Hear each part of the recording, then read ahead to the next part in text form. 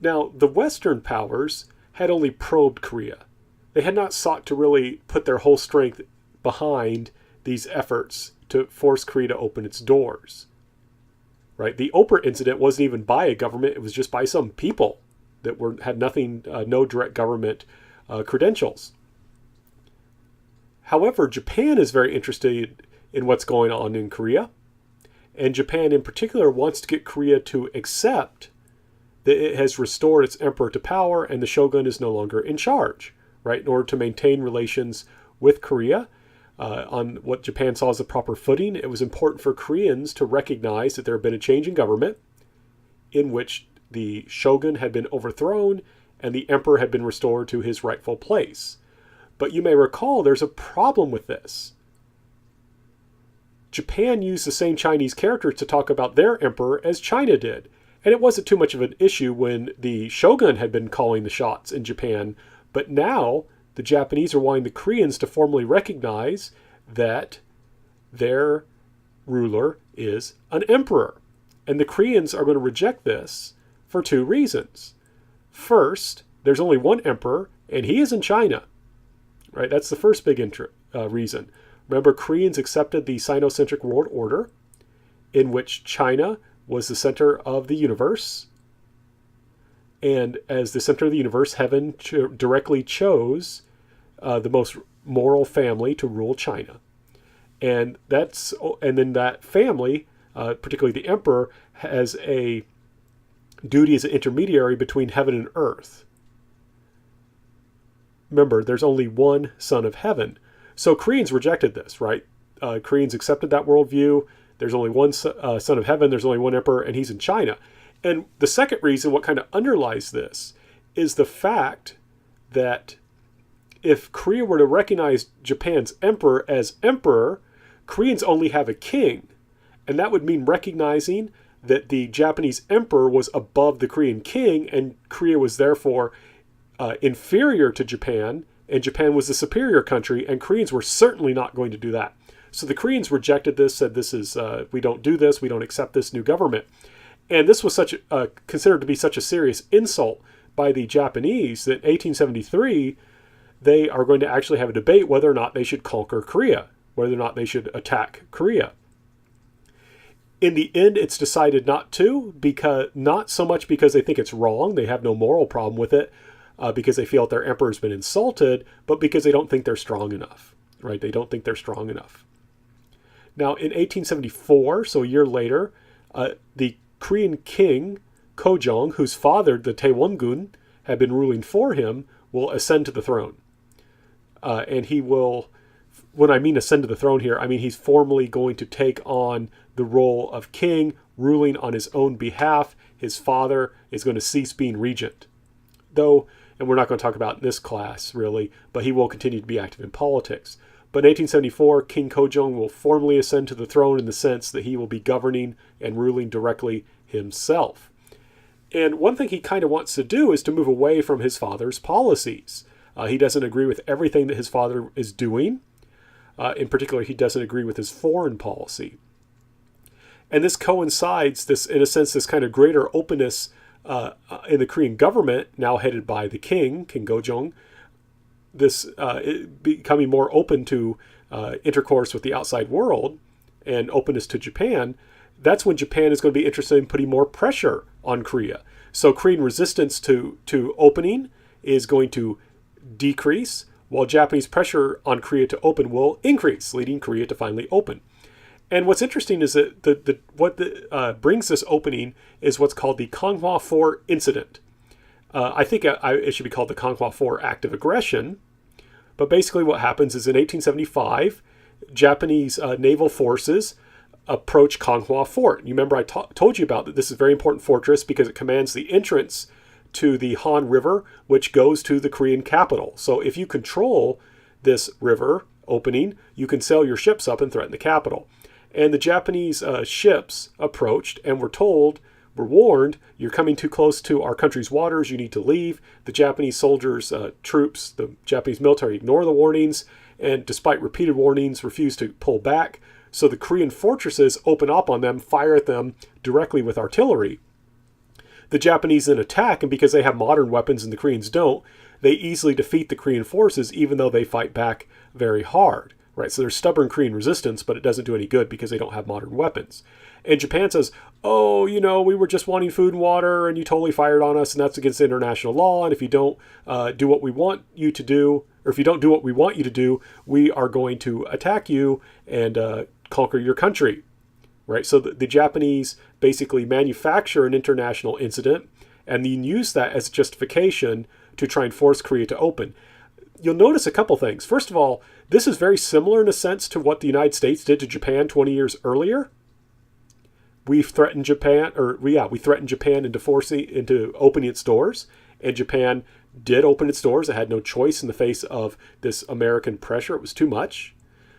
And also, you can see that Japan is learning how to use international law, even if it's bending international law, or to its own advantage, right? It creates an incident, which then gives it a legal pretext to justify forcing Korea to open its doors, right? They're saying all we were trying to do was get food and water, and those Koreans, they're barbarians, they just opened fire on us.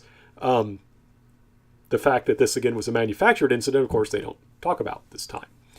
But now, because you've got this increased Japanese pressure with a monarch, King Gojong, who wants to have a more open diplomatic position towards the world, you put these two things together, Korea will finally sign the Treaty of Konghwa with Japan, which will officially open the country. This is an unequal treaty. The Koreans don't understand international law and modern systems the way Japan does by this time. And what I think is striking about this treaty is it's even harsher on Korea than the United States was on Japan, right? So this treaty is more unequal than the treaty that the United States signed with Japan. Remember, Japan had a lot of disadvantages in that treaty. In this treaty, it's even more unequal than that. So this is important, right? Japan is not saying, oh, Koreans are our fellow Asians. They're part of East Asian civilization and culture. We should be nicer to them. It says, nope, we're going to squeeze them for all we can because that's how this world works, right? That's how this system of imperialism works. And so that's what we need to do, right? That's what we need to do. Now, what's interesting too about this, and this is again where things get tricky, is it'll be stressed in this treaty that Korea is an independent country. And that sounds kind of a weird thing for Japan to want to have happen, but what Japan wants in this treaty is for it be to legally recognize that Korea is independent, that China doesn't have a special relationship with Korea, and that therefore Korea can be open to Japanese influence. Right? Korea needs to be independent from the Japanese perspective so Japan can then influence it without China getting involved. This treaty, because it is so favorable to Japanese trade, and so, like I said, it's an unequal treaty. It gives Japan a lot of good deals in terms of trade. For example, the Koreans are not really allowed to set high tariffs at all, and we mentioned how those taxes on imports can be used to protect your industry. But Japan will make sure those tariffs are low so they can sell lots of things easily to Korea. So that will lead to increasing trade. And that will, of course, lead to increasing Japanese influence, right? Japanese people will quickly get the right to be able to go where they want in Korea. And they will engage in trade all throughout the peninsula. And so we'll have more influence because you can find Japanese people. And where there's Japanese people, there's Japanese influence. In addition, part of the treaty and the later relationships between Korea and Japan will point Korea towards modernization, in particular modernization of the Korean army. They will work on trying to modernize the Korean army, and they will bring in Japanese instructors to do that. And Koreans have mixed responses to this. Some Koreans really do not like this at all. Japan has been a hereditary enemy. Even though it's been several hundred years since Japan actually invaded Korea, the Koreans remember it well in their history. Right? This is still kind of a fresh memory in some ways, and there's just a lot of dislike of the Japanese. And of course, also the Japanese are bringing in new products, new ideas, and a lot of the Koreans do not like this. Other Koreans think this is awesome. They look at the Japanese and they say, we like what the Japanese are doing. Our country needs to do it too. Moreover, though, what this will lead to is increased competition between China and Japan. Remember, we mentioned earlier that as long as Korea has a strong independent state, for the most part, China and Japan are fine to leave it alone, right? Korea then acts as a buffer country. Korea itself is not powerful enough to threaten either China or Japan. And if it's powerful enough to maintain its independence and not let anyone else come in, then it's fine. Leave it alone, right? Korea is not powerful enough to threaten China or Japan on its own. That's great. And as long as it's strong enough to keep out other foreign influence that might try and use Korea as a staging ground for an invasion, like, say, Russia, then everything's fine. But now that equilibrium has been kind of upset, right? Japan is trying to expand its influence in Korea. And so that's going to lead the Chinese to try and counter that and expand their influence into Korea, right? So in this growing world of imperialism, where you need to go out and conquer other countries, there is going to be increasing competition between China and Japan, and later Russia, over control of Korea. And after this kind of opening to Japan, Korea will also start to sign treaties with other countries as well. For example, in 1882, Korea will sign a treaty with the United States, and this will follow other Western powers such as France and Great Britain and Russia as well. So Korea is going to enter into the international stage, similar to China and Japan, just several decades later. And this will lead to a kind of destabilization in some ways. So for example, I just mentioned how the Japanese had been hired to help train Korea's modern military. And the problem is, what happened was this led to a kind of discrimination. The Japanese-led unit, military unit, the Japanese-trained unit, got extra rations and got paid extra, and they got more attention and fancier uniforms. Whereas the old soldiers, the members of the old style units, did not get those things, and in some cases were not even being paid. And what ended up happening was you had some units that had not been paid for several months, and when they were finally paid, a corrupt official they were paid in rice, and a corrupt official had given them like moldy, nasty old rice, which was basically useless. So this was just too much, and these guys rioted and actually killed the Japanese officer who had been training the elite modern Korean military unit.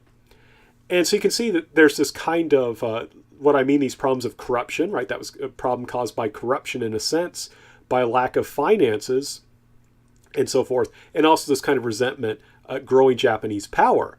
But the Japanese used this, and you can't really blame them, right? Because their officer hadn't done anything wrong, and he was killed, to expand their rights in Korea, right? To get more rights in the country. This makes the Chinese even more concerned, so they're going to intervene more aggressively in Korean affairs. We earlier had mentioned how Korea had followed this policy of working with China, accepting China as its older brother, because in return it's basically to act as it was an independent country, right? It was allowed to just do what it wanted to maintain its independence. But now, because Japan is pressuring Korea and expanding its power into Korea, China is responding to that to try and increase its power in Korea. And what will happen is this kind of puts the Koreans in a difficult spot because they're not as strong as China and Japan. So what they'll do is they'll start looking for allies who agree with them. So the current government of Korea under Gojong is going to lean more towards China, right? They're going to make a government that's going to work more closely towards China. And in a sense, Korea will be treated as a dependent state by China.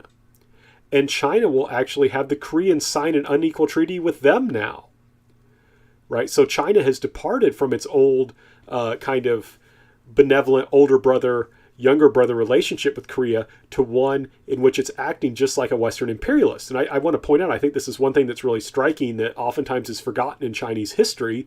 Chinese often complain about how they were treated by imperialist powers.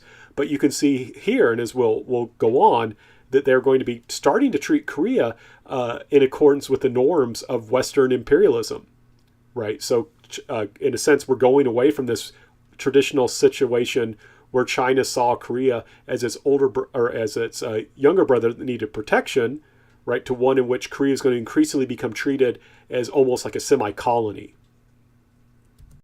Now, one thing that makes Korean history kind of interesting, but is also kind of sad, is that Koreans, like any government, like any society, will have divisions, will have differences, and within politics you'll find factions, right? So there'll be factional struggle in Korea, just like in other countries.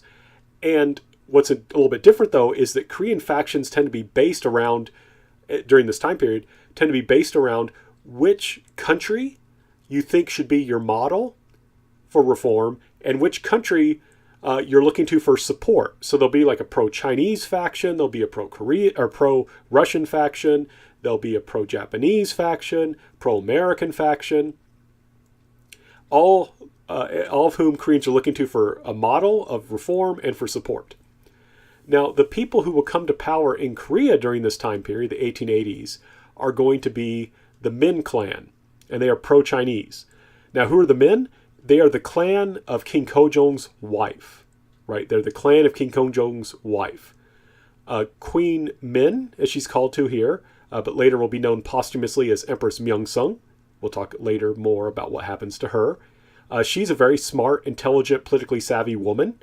And because of that, her husband, who is still himself smart, but not in her league exactly, he will look to her for advice. And we talked about this earlier.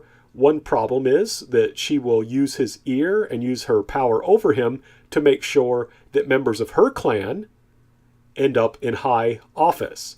And sometimes they're good. Some of them are really smart guys and know what they're doing. We'll talk more about one of them later. But other times they're just corrupt and not very good. But in any case, the Min clan, and that's the family of the queen, will use their position as the king's in-law family to follow what they think is the best policy, to push that through, to get the king to support it. And they are pro-Chinese. They are pro-Chinese. And they want to adopt a Chinese model of self-strengthening for reform. And you may recall that that model focuses on simply adopting technology from the West without really making any political or social changes. So you could call these people the conservatives, in a sense, right? They want things to stay as much the same as possible. They don't want major changes. Just buy some guns and some boats and we'll be fine. However, there are other Koreans, including officials, who will travel abroad and who will visit Japan. And one of these is a man named Kim Ok-kyun. And Kim was very much impressed by what he saw in Japan. Right? He's going to go to Japan in the early 1880s. It's been 12 years since the Restoration, and Japan has already made a lot of advances. It's already building railway lines and things like that. And he's really impressed, and he wants Korea to follow that path. So he's going to help lead what will be called the Progressive Party. Right? The Progressive Party is going to look to Japan. So you have in Korea a pro-Chinese conservative faction that's based on self-strengthening, so conservative style reform, and you also have a progressive pro-Japanese faction that thinks that Japan, or that Korea should try and look more like Japan. And both of them are going to look for support from outside, right? The pro-Chinese faction will call on China when it needs help. The Progressive Party will also call on call on Japan when it needs help, right? The progressives want Japan to help them. And there's going to be conflict between these different factions, right? There's going to be conflict between these different factions over the direction that Korea should go. And of course, also over government office and things like that. And one thing I should point out is that Kim Ok-kyun, many of his supporters were people like the sons of concubines, people who were excluded from power in the traditional system, where of course the Min clan was going to be, and the pro-Chinese reform were those supported by those who profited under the old system. Now, the progressives were afraid. They were kind of losing out in the factional struggle, and they were afraid that the conservatives, right, the pro-Chinese men, were going to attack them. So what they decided to do was try and launch a coup attempt, right? The progressives thought that the conservatives were going to try and crush them. So the progressives then decided they had to strike first.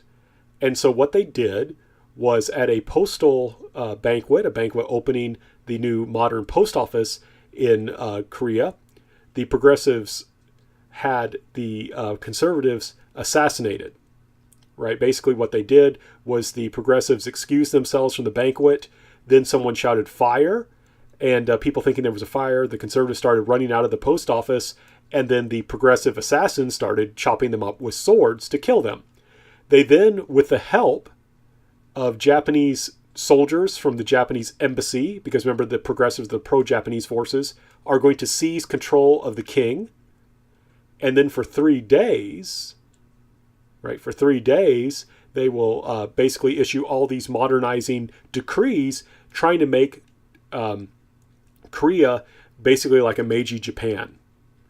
However, what will happen then is the surviving conservatives, the surviving Min faction, will call for help from China, and China will send a huge force, several thousand troops, to attack the palace and recover the king. And the Japanese forces are much too weak. They're only like 50 guys. So the Japanese have to withdraw. They take with them the pro-Japanese progressives who want to come with them, and they flee. So we can see several, and then this leaves the pro-Chinese people back in power, though they've lost some people. Now, there's some important things to note about this whole thing, right? You can see here, Koreans have very different understandings of what their country should do, right? Which direction should they go? Should they go towards a Chinese direction or to a Japanese direction? And they feel so passionately about these things, and because to them it's a do or die situation, they're willing to fight each other, and they're willing to look to the help from foreigners to help them do that, right? So the pro-Japanese Korean progressives are willing to ask help from the Japanese to help them fight other Koreans in order to take control of the government, and the pro-Chinese Koreans brought in Chinese forces to help crush that, right? So each side, in order to try and defeat the other, will bring in an increasing amount of foreign influence, right? So this is a difficult situation, and this is just the problem that Korea has, because it has these two very powerful neighbors, right? It's a kind of nuclear option, right? Once someone's going to eventually turn to it, and when it happens, things are going to go really bad. Now, this almost leads to a war between Japan and China over who's going to be more in control over Korea, right? It's going to lead almost to a war between the two countries. At this time, it seemed to the Japanese that the Chinese would likely win a war, and so they were unwilling to go to war, and so they compromised, and they signed something called the Convention of Tientsin, which is a city in China, and that's where they met, and they drew up an agreement that said that if one side sent troops to Korea because there was a problem, they had to tell the other side, and then the other side could also send troops. So if China sends troops to Korea because there's a problem in Korea, they had to tell Japan, and Japan also had the right to send troops. And the idea is in a sense to kind of make Korea into a kind of demilitarized zone. So Japanese and Chinese troops are going to withdraw from Korea based on the Treaty of Tientsin. However, remember, the Min clan, the pro-Chinese people, were not completely defeated. They're still around. And so not only will they be pro-Chinese, they'll become even more pro-Chinese. They see anyone leaning towards the side of Japan as dangerous because the people leaning towards Japan just killed a bunch of them. Right? So the Min are still standing, and they become more pro-Chinese. They want more Chinese help to make sure that they can stay in power. So China will send a man named Yuan Shikai to be kind of a special ambassador to Korea. But he's there, and he doesn't act simply as an ambassador. He acts as an advisor and will basically tell Koreans what to do. And so this is how the situation is changing, right? In the past, the Qing Empire did not have officers or officials in Korea that told the Koreans what to do. They just would send an envoy now and then, but that person would leave after a few weeks. Now they've got this guy who's going to be there for years telling them what to do. And by the way, I want you to remember Yuan Shikai in particular, not just for this, but we'll come back to him later on when we talk about China. But I just want to highlight Yuan Shikai was an extraordinarily important man and did a lot of interesting work, and is going to continue to be important. But he's now stationed in Korea as the Chinese representative who, because the Koreans are so pro-Chinese, the government at least, he's going to be able to tell the government what to do and increase China's power. And China, will increasingly adopt Western-style imperialism. For example, they're going to make sure that Chinese merchants get special privileges in Korea. They will get contracts with the Korean government to construct telegraph lines and to control those telegraph lines. So sometimes, like, the Korean government will want to send a message that is not in China's interests. That message will not be sent. Right? So there are times when the Korean government will want to send a message on Chinese telegraph lines, and the Chinese just won't send the message. In addition, China will be hired to manage Korea's customs services. And basically that's the organization that collects tariffs on imports. And it's an extraordinarily lucrative source of income. The customs services usually make a government a lot of money, and the Chinese are going to make sure that they are in charge of that they will control that. And the Chinese will also loan the Koreans a lot of money. And you may say, well, how does that give you power? Well, whenever you borrow money from someone, they want it back. And if you can't pay them back, that can be trouble if you gave them collateral. And when you borrow money from a foreign country, you're kind of putting your country up as a collateral. So this actually loaning money to the Koreans will actually give the Chinese increasing influence over Korea. And of course, they often want that money to be spent on services or goods or equipment or something from China, right? So they'll loan the Koreans money, but then expect the Koreans to spend the money in China. So it gives the Chinese more influence. So in some ways, Korea is on its way to becoming a Chinese colony, right? Korea will end up being a Japanese colony, as we'll see later, but they're on the way, right, to being someone's colony here. And it could have been China's if things would have gone differently. But again, I want to highlight this is important to understand because China will later present itself as anti-imperialist. But in this case, it's acting just like a Western-style imperialist, similar to how Japan was acting as well. Now, before we end this section, we do have to talk about something very important in Korean history, and that's the entrance of Protestant Christianity. Just like Catholicism, Protestant Christianity comes in not only as a religious movement, but also as a movement for reform. But unlike Catholic Christianity, which was persecuted, Protestant Christianity will be allowed eventually to operate openly and to actually act as a serious reform effort, right? The Korean Catholics tried, but they got persecuted and forced to the margins of society. That's not going to happen with the Protestant Christians. Now, to understand how this happens, how Protestant Christianity comes into Korea, we need to, in part to look at the career of a man named Horace Allen. Horace Allen is what we would call a medical missionary. He was a Methodist, and he was both a missionary and someone trained for medical work. And what will happen is he will be hired as a doctor by the American, what was called a legation, but it's basically the American diplomats in Korea, right? Korea will sign a treaty in 1882 with the United States. They want a Western medical doctor to look after the diplomats, the American diplomats. So the American government will hire Horace Allen, a missionary medical doctor. And Allen is hoping that he can use this position as the medical doctor to enter the country and kind of scout out things for future missionary work. Can't engage in open missionary work yet because Christianity is still illegal. Now, the story I'm next going to tell you sounds like something out of a bad novel, but it is, or I shouldn't say a bad novel, I think of a cool novel, but it sounds like fiction, but it's history. So do you remember how I talked about how you had this pro-Chinese Min family who were conservative and wanted conservative reform, and how in 1884 there was this attempt to launch a coup and get rid of them and have Korea try and be more like Japan? Well, remember how I told you that post office where a bunch of the conservative pro-Chinese Koreans were attacked by the progressives? Well, one of those is a man named Min Young-ik. Notice Min clan, his family's Min, hence why we call it the Min clan. But Min Young-ik was attacked and cut up by swords and was basically going to die. And he was the nephew of the Queen of Korea, Queen Min, also known as Empress Myeongsung. And so she's very upset that her nephew might die. And as a last resort, she calls in Horace Allen to try and save his life. And Western medical science, I mean, it's not as advanced as it is now, but Western medical science was better at this time period than Korean medical science at dealing with injuries that require surgery. And so Horace Allen was able to operate on Min Young-ik and saved his life. And the Korean government knew that Allen was a secret missionary. They just chose to turn a blind eye to it because they didn't want to alienate the Americans. They wanted to maintain good relations with the Americans. But now that he saved this guy's life, right, the Korean government is going to love Horace Allen. It's going to have a favorable impression of Americans, and it's going to have a very favorable impression of Protestant Christians. And it slowly begins to understand that Protestant Christianity and Catholic Christianity are not the same thing.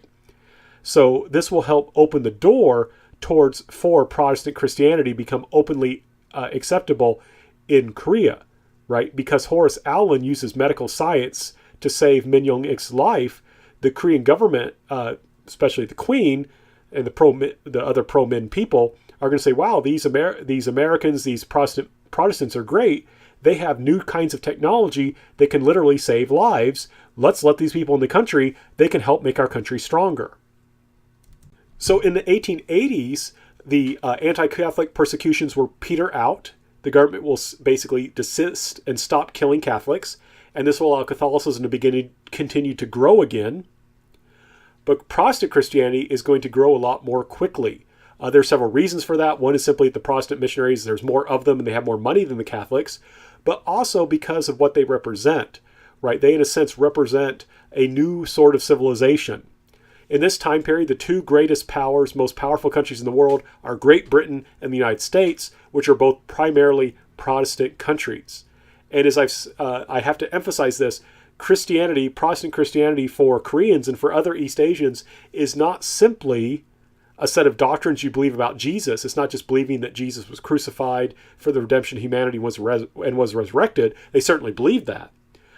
However, they also believe that belief in those doctrines, acceptance of Protestant Christianity, will make them have a stronger, better civilization, because they believe that the fundamental kind of foundation that makes the United States and Great Britain so strong is that they're both primarily Protestant countries. And this is something that the American Protestant missionaries, British Protestant missionaries also emphasize. They say our countries are so strong because they're Protestant primarily, so you should become Protestant too. And a lot of Koreans will accept this idea, especially educated reformers, and become Protestant. And they will, the missionaries will, one reason this happens is the missionaries will establish institutions. They will build schools teaching modern Western knowledge, that there's a hope that can bring reform, and they'll also establish hospitals. And on the right, you can see Severance Hospital. And you may recall earlier when I was talking about Tasan Chongnagyeong, I mentioned how our son was treated by a doctor there, our first son, and how she had praised Tasan Chongnagyeong. That was at Severance Medical Hospital. That's where we went to the doctor. And what's especially important about Korea is that here, imperialism, right, the imperialism that threatens Korea is mostly either from China or Japan, which are not primarily Christian countries. So whereas in some countries, Christianity gets connected to the imperialist forces and is therefore seen as dangerous, in Korea, Christianity is going to be connected to resistance to imperialism, right? So this will allow later on for the development of a kind of Korean Christian Protestant nationalism, right? So here we now see a kind of hope for reform in Korea.